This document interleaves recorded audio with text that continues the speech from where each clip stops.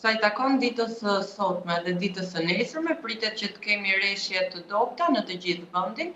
Intensitetet më të shtuara i kemi patur prezente për gjatë mëngjesit të sotëm, pra ishin ato orët e mesnatës dhe mëngjesit që sollën dhe sasitë më të mëdha të reshjeve, siç e kishim parashikuar që arrinin në nivele mesatare dhe intensive. Kryesisht ishin në qarkun e Shkodrës, në veri dhe në jug, në Gjirokastër dhe në Vlorë. Ndërsa në vazhdim të orëve të ditës së sotme, pritet që të kemi rënje të intensiteteve, por do të vijojnë reshje të dobta, të cilat do të prekin të gjitha qarqet. Pra do të kemi prezente për gjatë ditës së sotme reshje të dobta dhe të vazhdueshme.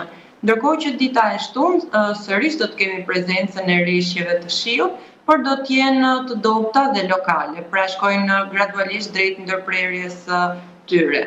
Ndërkohë që në zonat malore, në lartësitë mbi 1000 metër, për gjatë ditës së sotme dhe ditës së nesërme, do të kemi prezencën e reshjeve të dëborës.